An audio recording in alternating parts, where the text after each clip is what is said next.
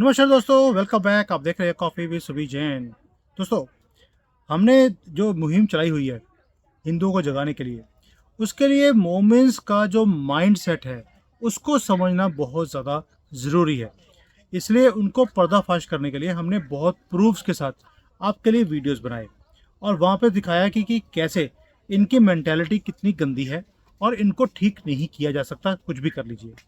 अब मैं आपके सामने कुछ तथ्य रखूंगा आज कि भारत जो है वो दारुल इस्लाम बनने की कगार के ऊपर है। हिस्ट्री में भी एक बार हुआ था, हमने वो दीवार तोड़ दी और दीवार तोड़ते ही पिछले 1000 साल से गुलामी में रहे हैं इन हरामजादों के सूअरों के हाथों में। और कैसे इन्होंने कत्लेआम किया है। हर राजे का जो मुसलमान होता था उसका टारगेट होता था कि हर साल 1 लाख हिंदुओं के सर काटने हैं और वो उसकी नोक के ऊपर, तलवारों की नोक के ऊपर पूरे शहर में घुमाया जाता था। हर चौराहे में वो कटे हुए सर दिखाए जाते थे और हिंदुओं ने उसके सामने सरेंडर कर दिया और धर्म ही चेंज कर दिया। वही हालात दोबारा बने हुए हैं।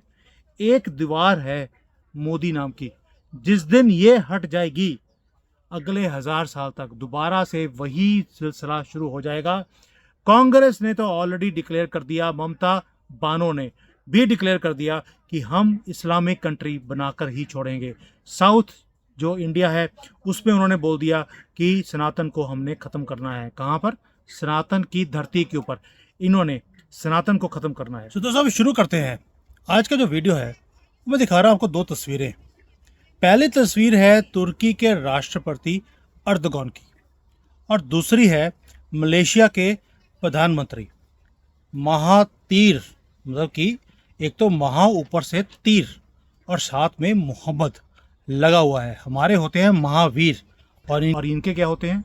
इनके होते हैं महातीर, वो भी मोहम्मद। अब 2016 में क्या हुआ था, कुछ हिस्ट्री की बातें करूंगा आपके साथ कि 2016 में तुर्की में सरकार के खिलाफ एक आंदोलन हुआ था। वो आपको याद होगा कि बहुत ज़्यादा जो बुद्धिजीवी थे, ये लिब्रांडू थे, पत्रकार थे, एनजीओ वाले थे, इन सब को हिरासत में ले लिया गया था। वही हाल थे जैसे इमरजेंसी डिक्लेयर इंदिरा गांधी ने अपने टाइम पर कर दी थी। और कल उसमें से जो लोग पकड़े गए थे, 16 लोगों को आजीवन कारावास की सजा भी सुनाई दे दी गई वहां पर।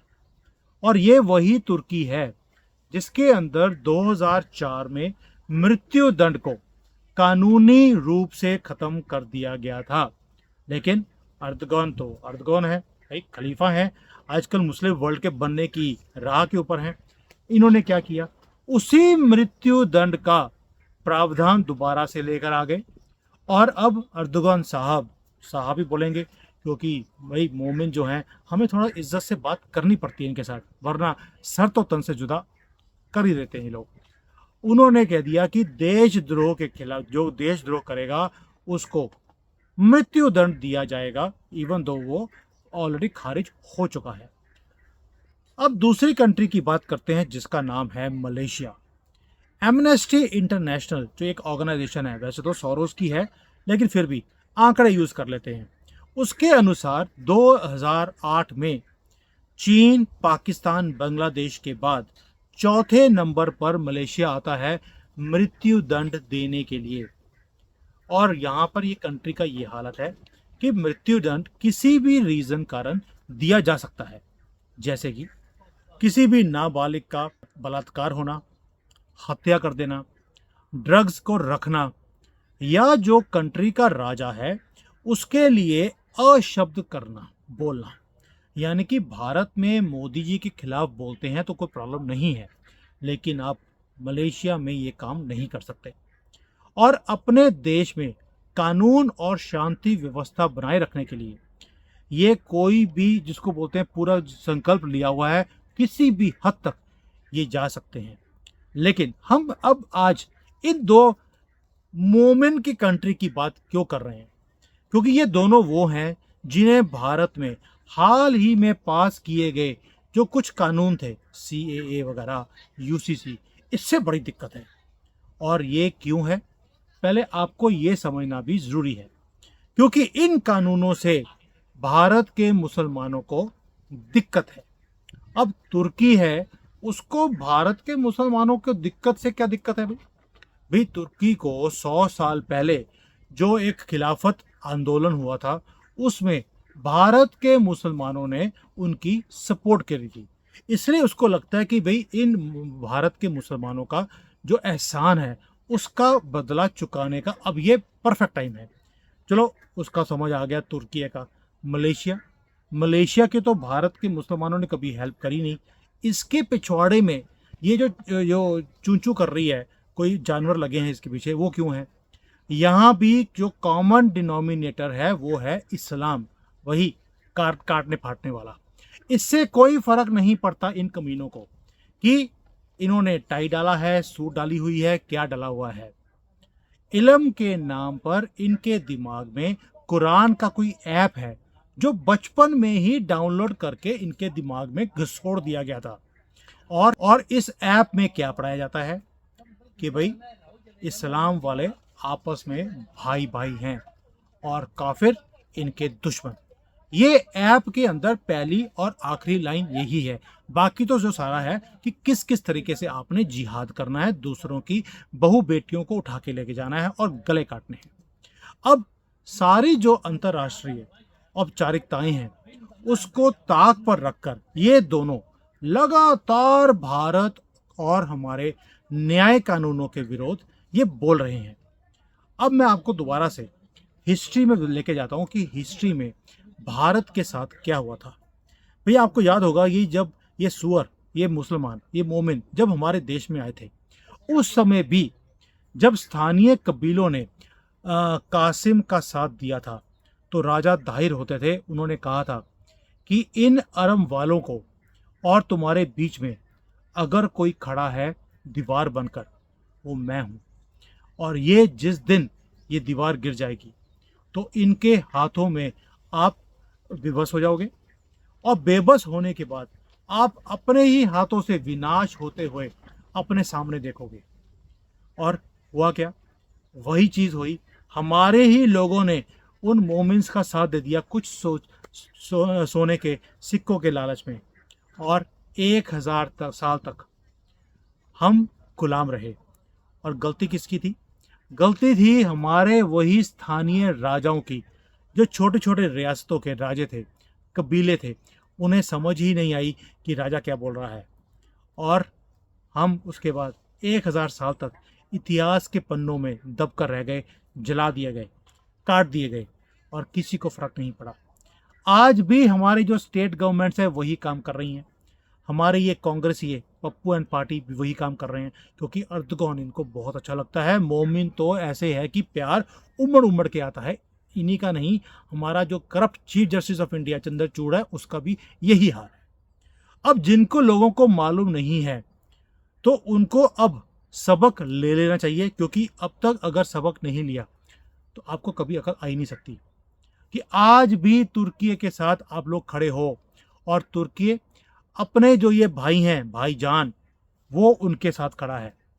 मगर हमारे ही हिंदू हिजड़े, ये सेकुलर बेवकूफ़ हिंदू, जो ना दीन की परवाह करते हैं ना धर्म की पढ़ते हैं, उनको सिर्फ किसके साथ खड़े होना है? पप्पू के साथ खड़े होना है, ममता बानू के साथ खड़े होना है, और सेकुलर का चोगा डाल के खड़े होना है। और जब हम बोलते हैं तो हमारे खिलाफ भी खड़े हो जाते हैं। और ये भी वही हाल है कि कालिदास वाले लोग हैं कि भाई मुल्लों के साथ खड़े हो जाओ, ताकि वो इनको बचा के रखेंगे। उनके अगेंस्ट बोलेंगे तो मुल्ले कहीं इनका गला न काट दें। ओ भाई, मुल्लों ने आपका गला काटना ही है, आप उनके साथ खड़े हों या ना हो। वो आपको आज यूज़ कर रहे हैं, आपको भाई भाई बोलते हैं, बाद में वही भाई वो आया है वही आपकी जान भी लेगा। तो इनका भाई जान का मतलब है आज हम आपके भाई हैं, कल को आपकी जान हमारे हाथों ही लिखी हुई है। ये तो हमें अलाउड है। अब जो सेकुलर, विशेष रूप से बेवकूफ़ हिंदू, अगर ये सोचता है कि भाई ये तो टाई सूट पहनने वाले लोग हैं, इनके हाथ में तो कंप्यूटर पकड़ा हुआ है, इनकी जो है सोच जो है बदल गई होगी। और अगर आप ये सोचते हैं कि इनके हाथ में कंप्यूटर है और ये टाइप बैंड डाला हुआ है तो इनकी सोच बदल चुकी होगी, तो आप सरासर गलत हैं। भाई भाईचारे के नाम पर आज तुमको ये चारा खिला रहे हैं, तंदुरुस्त बना रहे हैं, और फिर क्या होगा? तुम जब तंदुरुस्त हो जाओगे उसके बाद तुम्हें बकरे की तरह खुदे की कलम पढ़कर आपका गला काट दिया जाएगा और सारी कम्युनिटी में बांटा जाएगा। आपके सर वैसे ही टांगे जाएंगे जैसे 1000 साल पहले भी टांगे गए थे। क्यों? क्योंकि हमने अपने राजे की बात सुनी ही नहीं। हम रीजनल जो छोटी छोटी रियासतें हैं उनके साथ जुड़े रहे, सोने के सिक्के काउंट करते रहे। आज भी यही हो रहा है। 200 यूनिट फ्री में हमने अपना इमाम बेच दिया। भाई ये कंप्यूटर वाले विश्व को JNU से निकले, जामिया से निकले, ऑक्सफोर्ड से निकले, मैनचेस्टर यूनिवर्सिटी से निकले, ये कहीं से भी निकले, इनकी सोच बदल नहीं सकती। ये सिर्फ और सिर्फ मुसलमान होते हैं। इन्हें दारुल इस्लाम चाहिए तो चाहिए और कुछ भी नहीं। भाई हिंदू जो है प्रधानमंत्री बनता है तो 140 करोड़ लोगों का प्रधानमंत्री होता है। ये वाइस प्रेसिडेंट बन गए तो भी मुसलमान रहे, गृह मंत्री बने तो भी मुसलमान ही रहे। आगे जो होगा कि ये देश दारुल इस्लाम बनेगा नहीं बनेगा, ये एक पंजाबी का वर्ड होता है जो चू से शुरू होता है। ये उन चू हिंदुओं के ऊपर अब डिपेंड करता है कि ये देश कितनी जल्दी दारुल इस्लाम बनता है।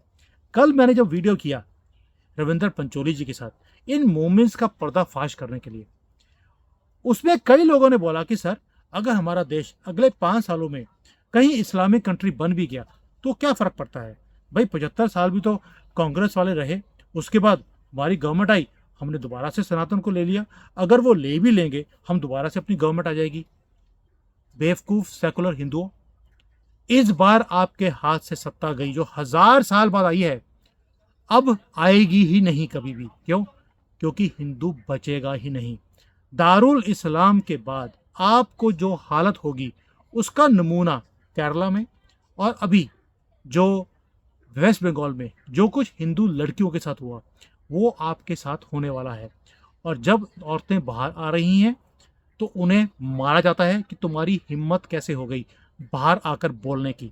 और जो सुप्रीम कोर्ट है, यही करप्ट चंद्रचूड़, उसने बोल दिया यार अगर तुम्हारी कुछ हिंदू औरतों का रेप हो भी गया है, पिछले 12-13 सालों में हो रहा है, तो मेरे पास ये छोटे मोटे केस लेके आने की जरूरत नहीं है।